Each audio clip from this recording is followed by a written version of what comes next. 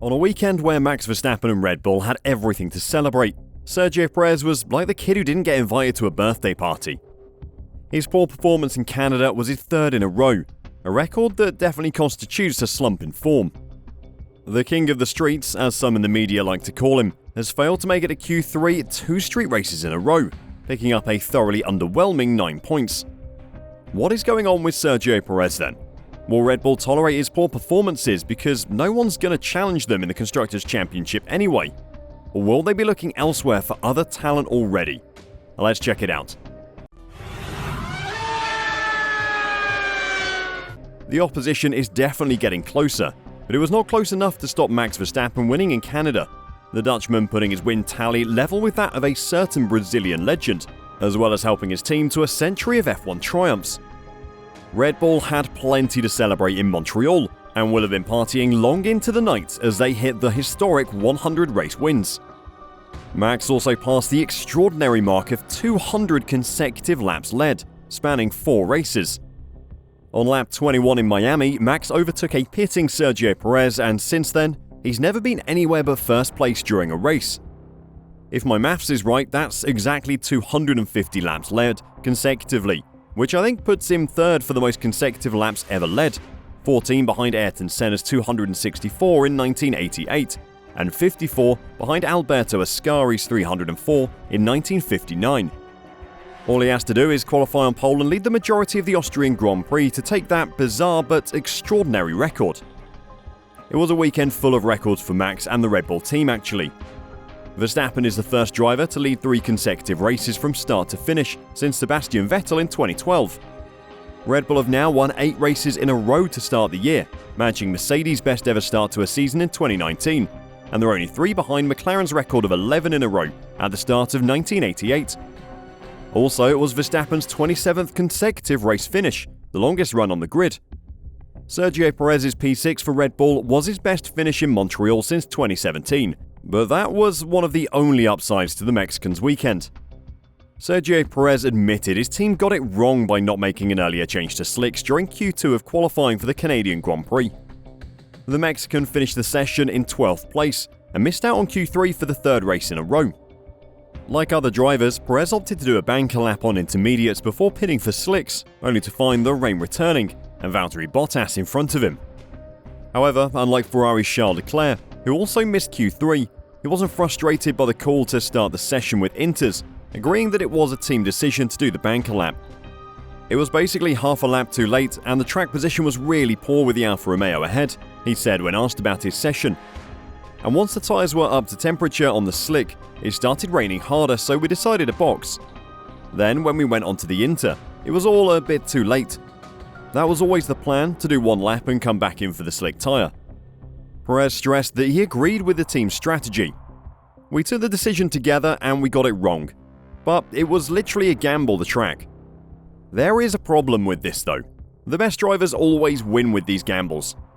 Max negotiated the wet qualifying session perfectly, finishing over a second ahead of anyone else in Q3.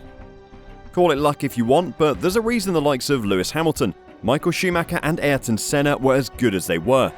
They don't ever actually gamble, they just make the right decision, and for the 3rd race in a row, Perez did not make the right decision.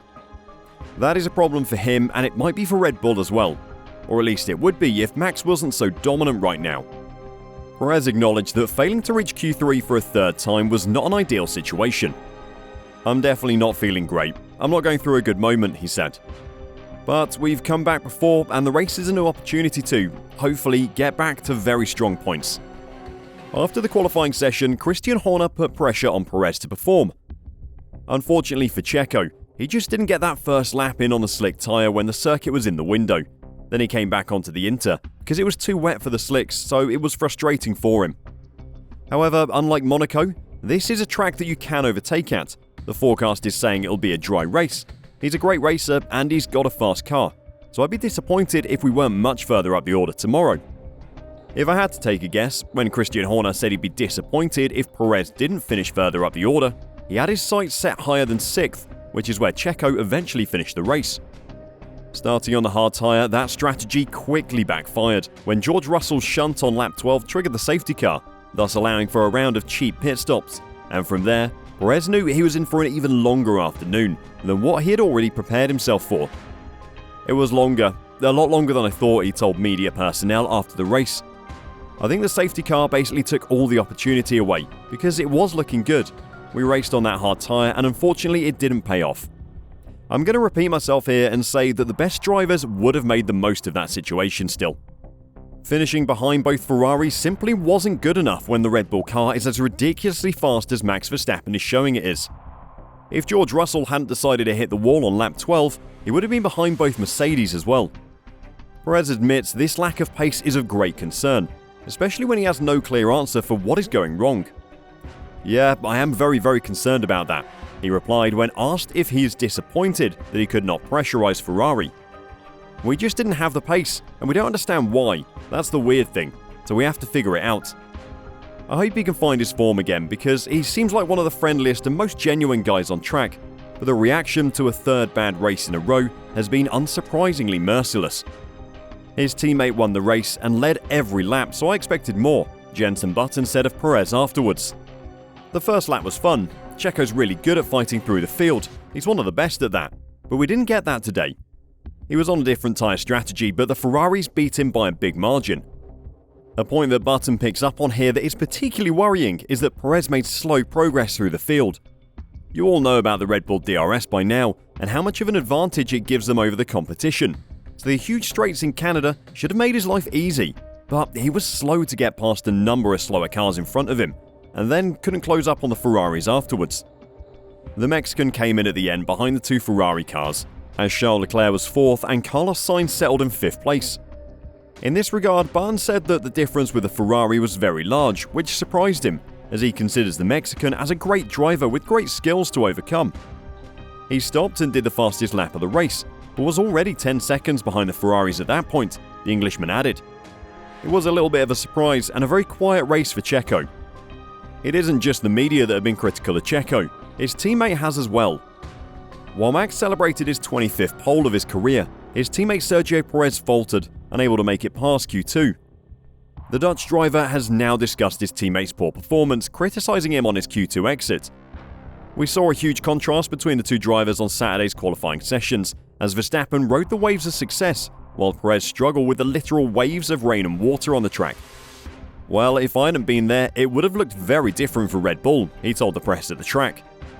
"I wouldn't be happy with not making Q3 3 times in a row. I'm not concerned about it either. I'm busy enough on my side of the garage getting everything in order. I pay all my attention to that."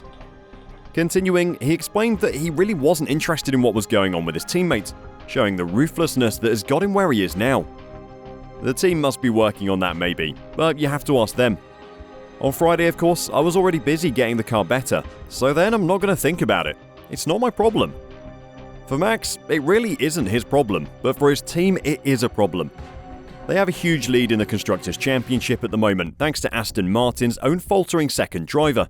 But if Mercedes can continue to improve as they are, then Red Bull might find themselves under pressure later in the season. If Mercedes can consistently get both drivers finishing ahead of Sergio Perez, then the gap will close, and we could see a shocking late title surge. What do you think is happening with Sergio Perez? And when will he kick this bad form and get back to the podium? Let us know your predictions in the comments down below. And until next time, drive safe and bye for now.